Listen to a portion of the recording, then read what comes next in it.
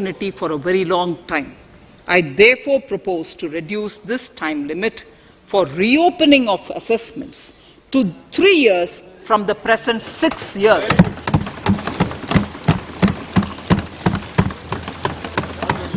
In serious tax evasion cases too, only where there is evidence of concealment of income of 50 lakh or more in a year. In serious tax evasion cases too, only where there is evidence of concealment of income of 50 lakh or more in a year can the assessment be reopened up to 10 years. Even this reopening can be done only after the approval of the Principal Chief Commissioner, the highest level of Income Tax Department. Setting up the Dispute Resolution Committee. Honourable Speaker, it has been the resolve of this government to reduce litigation which mars the present taxation system. The government came out with the Direct Taxation Vivad Se Vishwas scheme to give taxpayers an opportunity to settle long-pending disputes and be relieved to further strain on their time and resources. The response from taxpayers has been the best ever, as over 110,000 taxpayers have already opted to settle tax disputes of over 85,000 crores under the scheme. To further reduce litigation for small taxpayers, I propose to constitute a dispute resolution committee for them, which will be faceless to ensure efficiency, transparency and accountability. Anyone with a taxable income up to 50 lakh and disputed income up to 10 lakh shall be eligible to approach the committee. Faceless IT-AT. For ease of compliance and to reduce discretion, we are committed to make the taxation processes faceless. The government has already introduced faceless assessment and appeal this year. The next level of income tax appeal is the Income Tax Appellate Tribunal. I now propose to make this tribunal faceless. We shall establish a national faceless Income Tax Appellate Tribunal Centre. All communication between the tribunal and the appellant shall be electronic. Where personal hearing is needed, it shall be done through video conferencing. Relaxations to NRI. When non-resident Indians return to India, they have issues with respect to their accrued incomes in their foreign retirement accounts. This is usually due to mismatch in taxation period. They also face difficulties in getting credit for Indian taxes in foreign jurisdictions. I propose to notify rules for removing their hardship of double taxation. Exemption from audit. Currently, if your turnover exceeds 1 crore, you have to get your accounts audited. In February 2020 budget, I had increased the limit for tax audit to 5 crores for those who carry out 95% of their transactions digitally. To further incentivize digital transactions and to reduce compliance burden, I propose to increase this limit for tax audit of their transactions digitally to 10 crores. To further incentivize digital transactions. Relief for dividend. In the previous budget, I had abolished the dividend distribution tax in order to incentivize investment. Dividend was made taxable in the hands of shareholders. Now, in order to provide ease of compliance, I propose to make dividend payment to rate and InvIT exempt from TDS. Further, as the amount of dividend income cannot be estimated correctly by the shareholders, I propose to make dividend payment I propose to provide and InvIT exempt from TDS. I propose to provide further that advance tax liability on dividend income shall arise only after the declaration or payment of dividend. Also, for the foreign portfolio investors, I propose to enable deduction of tax on dividend income at lower treaty rate. attracting foreign investment into infrastructure sector. In the last budget, for attracting foreign investment in the infrastructure sector, we had granted 100% tax exemption, subject to certain conditions, to foreign sovereign wealth funds and pension funds on their income from investment in Indian infrastructure.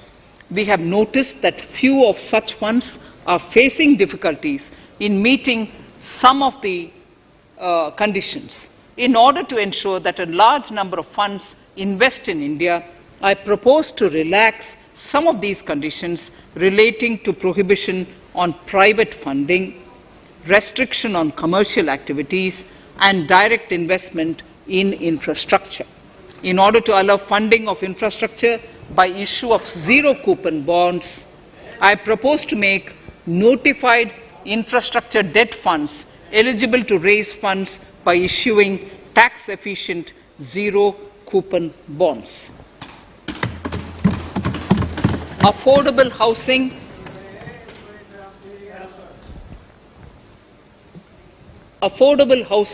and rental housing. This government sees housing for all and affordable housing as priority areas. In July 2019 budget, I provided an additional deduction of interest amounting to 1.5 lakh for loan taken to purchase an affordable house. I propose to extend the eligibility of this condition by 1 more year to 31st March 2022. The additional deduction of 1.5 lakh shall therefore be available for loans taken up to 31st March 2022 for the purchase of affordable houses. Further, to keep up the supply of affordable houses, I propose that the affordable housing projects can avail a tax holiday for 1 more year till 31st March 2022. These are available now for projects also. We are committed to promote supply of affordable rental housing for migrant workers. For this, I propose to allow tax exemption for notified affordable rental housing projects. Tax incentives to IFSC. As I mentioned in Part A of this speech, the government is committed to making the International Financial Services Centre in GIFT City a global financial hub. In addition to the tax incentives already provided, I propose to include, among others, tax holiday for capital gains for aircraft leasing companies, tax exemption for aircraft lease rentals paid to foreign lessors, tax incentive for relocating foreign funds in the IFSC, and to allow tax exemption to the investment division of foreign banks located in the IFSC. Pre-filling of returns. Honourable Speaker, in order to ease compliance for the taxpayer, details of salary income, tax payments, TDS, etc., already come pre-filled in income tax returns. To further ease filing of returns, details of capital gains from listed securities, dividend income, and interest from banks, post office, etc., will also be now pre-filled. Relief to small trusts. We hope to reduce compliance burden on small charitable trusts running educational institutions and hospitals. So far, there is a blanket exemption to such entities whose annual receipt does not exceed 1 crore of rupees. I now propose to increase this amount to 5 crores. Labour welfare. We have noticed that some employers deduct the contribution of employees toward provident funds, superannuation funds, and other social security funds, but do not deposit these contributions within the specified time. For these employees, this means a loss of interest or income. In cases where an employer later becomes financially unviable, non-deposit results in a permanent loss for the employees. In order to ensure that employees' contributions are deposited on time, I reiterate that the late deposit of employees' contribution by the employer will not be allowed as deduction to the employer.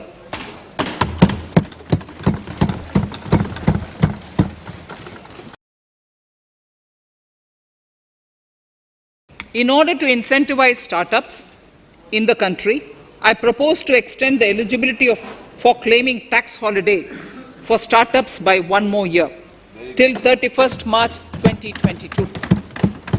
Further, in order to incentivize funding for the startups, I propose to extend the capital gains exemption for investment in startups by 1 more year, till 31st March 2022. Sir, I now come to indirect tax proposals. GST. Before I come to my indirect tax proposals, I would like to appraise the House on GST.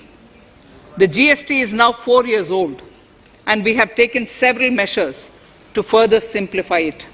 Some of the measures include nil return through SMS, quarterly return and monthly payment for small taxpayers, electronic invoice system, validated input tax statements, pre-filled editable GST return, and staggering of returns filing. The capacity of GST and system has also been enhanced. We have also deployed deep analytics and artificial intelligence to identify tax evaders and fake billers and launched special drives against them. The results speak for themselves. We have made record collections in the last few months. The GST Council has painstakingly thrashed out thorny issues. As chairperson to the Council, I want to assure this House that we shall take every possible measure to smoothen the GST further and to remove anomalies such as inverted duty structure. Custom duty rationalization. Our custom duty policy should have the twin objective of promoting domestic manufacturing and helping India get on to global value chain and export better. The thrust now has to be on easy access to raw materials and exports of value-added products. Towards this, last year, we started overhauling the customs duty structure, eliminating 80 outdated exemptions. I also thank everyone who responded overwhelmingly to a crowdsourcing call for suggestions on this revamp. I now propose to review more than 400 old exemptions this year. I repeat, I now propose to review more than 400 old exemptions this year. We will conduct this through extensive consultations, and from 1st October 2021, we will put in place a revised customs duty structure free of distortions. I also propose that any new customs duty exemptions, therefore, henceforth will have validity up to 31st March following 2 years from the date of the issue. Electronic and mobile phone industry. Domestic electronic manufacturing has grown rapidly. We are now exporting items like mobiles and chargers. For greater domestic value addition, we are withdrawing a few exemptions on part of chargers and sub-parts of mobiles. Further, some parts of mobiles will move from nil rate to a moderate 2.5%. Iron and steel. MSMEs and other user industries have been severely hit by a recent sharp rise in iron and steel prices. Therefore, we are reducing customs duty uniformly to 7.5% on semis, flats, and long products of non-alloy, alloy, and stainless steels. To provide relief to metal recyclers, mostly MSMEs, I am exempting duty on steel scrap for a period up to 31st March 2022. Further, I am also revoking ADD and CVD on certain steel products. Also, to provide relief to copper recyclers, I am reducing duty on copper scrap from 5% to 2.5%. Textiles. The textile sector generates employment and contributes significantly to the economy. There is a need to rationalize duties on raw material inputs to man-made textiles. We are now bringing nylon chain on par with polyester and other man-made fibers. We are uniformly reducing the BCD rates on caprolactam, nylon chips, nylon fiber, and yarn to 5%. This will help the textile industry, MSMEs, and also overall exports. Chemicals. We have calibrated customs duty rates on chemicals to encourage domestic value addition and to remove inversions. Apart from other items, we are reducing customs duty on naphtha to 2.5% to correct inversion. Gold and silver presently attract a basic customs duty of 12.5%. Since the duty was raised from 10% in July 19, prices of precious metals have risen sharply. To bring it closer to previous levels, we are rationalizing customs duty on gold and silver. Renewable energy. In Part A, we have already acknowledged that solar energy has huge promise for India. To build up domestic capacity, we will notify a phased manufacturing plan for solar cells and solar panels. At present, to encourage domestic production, we are raising duty on solar inverters from 5% to 20% and on solar lanterns from 5% to 15%. Capital equipment and auto parts. There is immense potential in manufacturing heavy capital equipment domestically. We will comprehensively review the rate structure in due course. However, we are revising duty rates on certain items immediately. We propose to withdraw exemptions on tunnel boring machine. It will attract a customs duty of 7.5% and its parts a duty of 2.5%. We are raising customs duty on certain auto parts to 15% to bring them on par with general rate on auto parts. MSME products. We are proposing certain changes to benefit MSMEs. We are increasing duty from 10 to 15% on steel screws and plastic builder wares. On prawn feed, we increase it from 5 to 15%. We are rationalizing exemption on import of duty-free items as an incentive to exporters of garments, leather, and handicraft items. Almost all of these items are made domestically by our MSMEs. We are withdrawing exemption on imports of certain kinds of leathers as they are domestically produced in good quantity and quality, mostly by MSMEs. We are also raising customs duty on finished synthetic gemstones to encourage domestic processing. Agriculture products to benefit farmers. We are raising customs duty on cotton from nil to 10%, on raw silk and silk yarn from 10 to 15%. We are also withdrawing end-use based concession on denatured ethyl alcohol.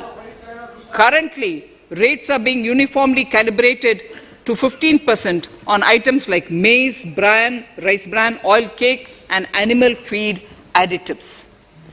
There is an immediate need to improve agricultural infrastructure so that we produce more while also conserving and processing agricultural output efficiently. This will ensure enhanced remuneration for our farmers. To earmark resources for this purpose, I propose an agricultural infrastructure and development cess on a small number of items. However, while applying this cess, we have taken care not to put additional burden on consumers on most items. Rationalization of procedures and easing of compliance. For their judicious application, we propose certain changes in the provisioning related to ADD, anti-dumping duty, and CVD, countervailing duty levies. To complete customs investigation, we are prescribing definite timelines. In 2020, we rolled out the Turant Customs Initiative, which brought in faceless, paperless, and contactless customs measures. With effect from September 2020, we have implemented a new procedure for administration of rules of origin. This has helped in putting a check on misuse of FTAs. The specific details of direct and indirect tax changes proposed are listed in the annexure to my speech. Honourable Speaker, sir, with these words, I commend the budget to this august House. Thank you.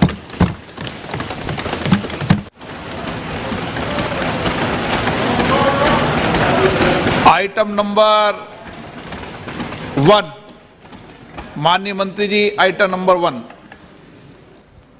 Sorry, I don't have it with me. Sir, I wish to place on table the 15th Finance Commission report.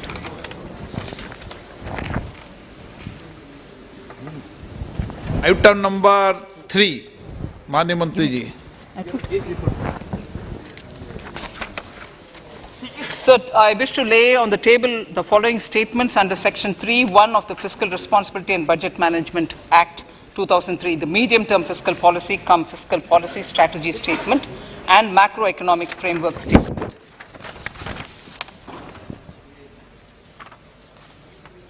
Item number 4.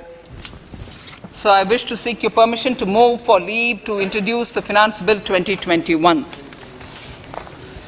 प्रश्न ये कि विधेयक को पुनर्स्थापित करने की अनुमति प्रदान की जाए।